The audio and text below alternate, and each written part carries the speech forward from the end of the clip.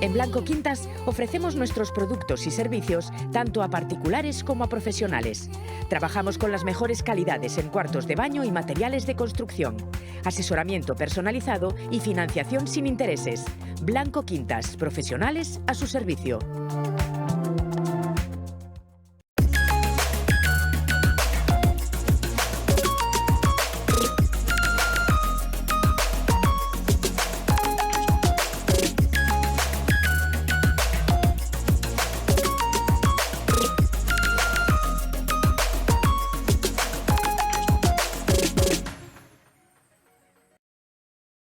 ¿Qué tal, amigos? Una semana más con todos ustedes. Bienvenidos a Las Cuentas Claras, aquí en Telemiño. Uno de los hechos más relevantes que hemos conocido en los últimos días ha sido, por derecho propio, el dato de la inflación, tanto el general como el específico de la alimentación. Por partes, ha subido un 6,9% el cómputo general en la provincia de Ourense y se ha disparado casi a un 18% el coste de la cesta de la compra. Son datos verdaderamente casi inéditos en los últimos años. Vamos a conocer las razones de por qué se produce esto, buscarle un tipo de análisis para encontrarnos efectivamente con una de las realidades que más están gravando las economías domésticas. La inflación sigue en unos niveles muy altos en Ourense. El índice general de la provincia sitúa el incremento anual en el 6,9%, lo que significa un crecimiento de casi un punto en relación al mes de enero y un 0,3% desde que arrancó el año. Pero sin duda uno de los apartados que más gravan la economía doméstica es el gasto en alimentos, que ha subido en la provincia en un año el 17,8%. Esto sitúa la media por encima de la de toda España y la del resto de Galicia. Si se analiza el dato desde abril del 2021, cuando comenzó la actual carrera inflacionista, en Ourense la cesta básica cuesta un 25% más. ¿Qué consecuencias tiene esta situación? Hemos pedido respuestas a David Martínez, economista. Lo que entendemos que está pasando es que ha habido un incremento de las materias primas necesarias para el sector agropecuario, básicamente son los fosfatos y los abonos. Entonces esto está encareciendo mucho la producción, tanto de productos como pueden ser lácteos y con productos como pueden ser agrícolas. Eso, por un lado, está generando que los productores de alimentos tengan que pagar más al sector agropecuario y hasta ahora no han conseguido esa repercusión de precios. Entonces esto añadido a esta inflación que sigue creciendo, a pesar de que parece que está bajando en comparación con datos del año pasado, lo que ha generado ahora es un incremento de precios en los productos de alimentación. En el final de la cadena están las familias, que son las que deben dedicar más dinero a la cesta de la compra. ¿Qué es lo que está pasando con el consumo de las familias en alimentación? Vale, si nos vamos a la gran compra que normalmente se está haciendo en grandes superficies, en grandes hipermercados, estas compañías y estos hipermercados, estos distribuidores alimentarios, lo que tienen es un margen global. ¿Qué ocurre? Que hasta el día de hoy los alimentos que, digamos, de calidad, como podían ser a lo mejor pues, alimentación extraordinaria, repercutían el margen para el global de esos grandes superficies, esos supermercados. Entonces, los productos básicos, como pueden ser la leche, el azúcar, el pan, que eran productos, digamos, que se está viendo ahora que tienen unos incrementos hasta de un 30%, 40%, o sea, precios desorbitados, ese margen que lo iban repercutiendo en esos otros productos que podríamos decir extraordinarios o de lujo y no necesarios, claro, lo han tenido que trasladar a los productos alimentarios base, que digamos que eran la cabeza tractora y motora de la cesta de la compra. ¿Qué quiere decir esto? Que yo compraba un producto caro y a lo mejor la leche y otros productos como el azúcar eran baratos. ¿Por qué? Porque el margen, estas grandes distribuidoras lo metían en esos otros productos. Si nos vamos al comercio local, seguramente, y en el análisis que se está viendo, pues ese incremento de esos productos base no ha sido tan considerable, primero porque no se puede repercutir de una manera tan directa al consumidor final y porque efectivamente ellos tienen un precio base que no era un precio que estaba en el paquete de otros productos que podía repercutir el margen. Los datos certifican que las medidas de rebaja del IVA decretadas por el Gobierno no están surtiendo los efectos apetecidos. Los retoques en el IVA no están surgiendo los efectos porque desde mi punto de vista, es un criterio macroeconómico. Claro, si estamos hablando de un 4% sobre una barra de pan de 80 céntimos, pues la repercusión es muy pequeña, ¿no?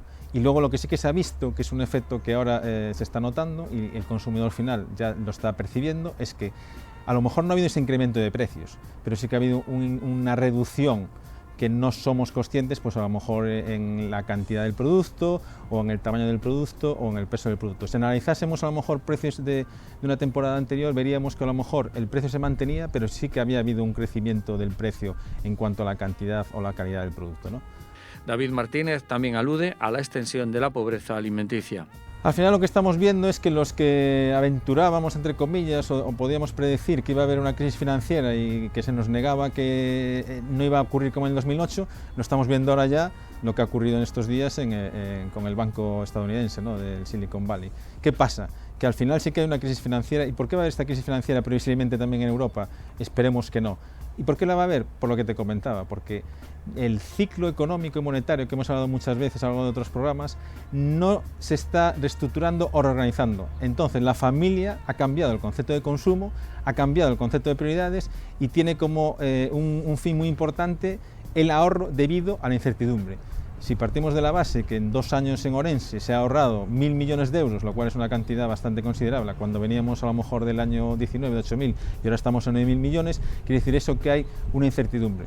Entonces el hábito de consumo, digamos, de consumo extra o consumo especial se está reduciendo y eso hace que la economía familiar sea más cauta, lo cual no indica que haya familias que estén teniendo muchas limitaciones a la hora de tener sus ingresos y por lo tanto se vean abocados a una crisis de consumo familiar, ¿no?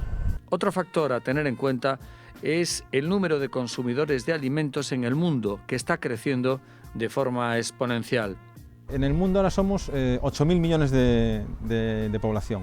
De esos 8.000 millones, ahora hay 6.000 millones que quieren comer como los 2.000 millones antiguos. Entonces ha habido un movimiento que es a nivel global de alimentación muy importante. Esto también nos va a afectar, no solamente va a ser un tema monetario. ¿Cuándo se puede resolver esto? Bueno, se estimaba que el año 23 va a ser un año duro, pero también es cierto que estamos viendo que a lo mejor los ingresos, los salariales se mantienen y el empleo no va a ser un indicativo, aunque pueda haber desempleo, no será un indicativo tan mayor como en otras crisis, y luego esto a lo mejor, los economistas teóricos entienden que entre el 23 y el 24 el 23 va a ser un año duro, el 24 puede ser un año estable y que en el 25 se vean algo. Las previsiones económicas, como sabes, muchas veces a veces puedes decir una cosa y a lo mejor hasta es bueno para ver si el mercado reacciona, ¿no?, y se regulariza cuanto antes.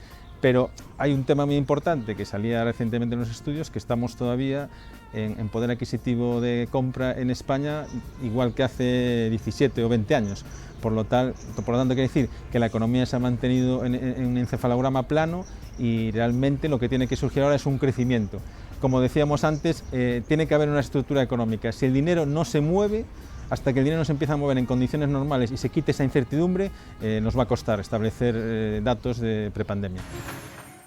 Otro de los asuntos relevantes de la semana ha sido y está siendo también, digamos que el susto financiero que hemos llevado. Resulta que allá en el Silicon Valley, en Estados Unidos, un banco comarcal prácticamente o zonal entró en crisis. El efecto contagio se produjo a continuación. ¿Qué es lo que está ocurriendo? ¿Cómo se producen este tipo de situaciones? Y, en definitiva, ¿cuál es el diseño de políticas para atajar problemas para que esto no se extienda como mancha de aceite? Nuestra planificadora de finanzas, Isabel Iglesias Arce, entra precisamente al primero de los análisis. Bueno, en principio yo por lo de ahora no advierto preocupación, hay que guardar la calma, la FED ya ha salido, Biden también ha salido y ha garantizado todos los depósitos de ese banco independientemente del valor que tuvieran. El banco es como una empresa más, entonces, bueno, pues ¿qué ha pasado en el Silicon Valley? Para que todos nos podamos entender, él tiene depósitos de personas a corto plazo, que tienen liquidez automática, pero el banco no se queda con el dinero quieto, el dinero lo mueve. Y el dinero lo tenía invertida en startups, que son empresas que han nacido y todavía no están fortalecidas, y al mismo tiempo tiene inversiones en bonos del Estado o en bonos de otras empresas. ¿Qué ha pasado con la subida de tipos? Bueno, pues con la subida de tipos, el valor de los bonos que tienen cartera baja y, por otra parte, aumentar los tipos, las empresas tienen dificultades para pagar. Eso es un cóctel por los dos lados que en el momento en que empezamos a sacar depósitos de la propia entidad, la entidad lo único que puede hacer es vender esos bonos que en el mercado hoy valen menos que cuando los compró, asumiendo unas pérdidas. Y ahí se produce ese desajuste. Entonces, bueno, automáticamente pues no tiene recursos para dar la liquidez y bueno, pues todo se produce un contagio en cadena. Las empresas quieren retirar sus depósitos para asegurarlos y él no tiene disponibilidad. Entiendo también, o entendemos también, que en un plazo muy corto de tiempo se le buscará un comprador, como se ha hecho ya también con la parte que estaba en Londres, ¿no? Que ya ha sido comprada y vendida por un precio simbólico. Entonces, bueno, pues esa situación de atajarse a tiempo pues no debería de llevar más problemas. ¿El efecto contagio cómo vendría? Bueno, primero que nos encontramos a una entidad muchísimo más grande, con una ramificación mundial muchísimo más amplia y que otras entidades o otros fondos tuvieran depósitos en la propia entidad. Si esto se queda aquí, no pasa nada. El problema es que otras entidades, a raíz de eso, también tengan depósitos en el Silicon Valley, no lo puedan retirar y entonces se empieza a producir a grandes escalas, llegando hasta el consumidor final, ¿no? Porque aquí parece que es un banco que se dedica solo a lo que son empresas. Entonces, en el momento en que el sistema pueda tener un colapso, tampoco las administraciones públicas pueden hacer frente a todo. Pueden tener una capacidad para poner un parche o solventar el caso de un banco, pero no podrían rescatar a todas las entidades y ahí sí que tendríamos un grave problema. Yo, por lo que he estado viendo y he estado escuchando, los bancos europeos pues no tienen posiciones en ese tipo de entidades, pero bueno, todo puede pasar. Contagiado ya un poco por el run de estos días, está pasando la Credit Suisse, que ya tenía problemas, necesita una ampliación de capital, su mayor accionista no quiere entrar en la ampliación de capital y bueno, pues también está produciéndose este colapso también en la valoración de otros bancos también españoles.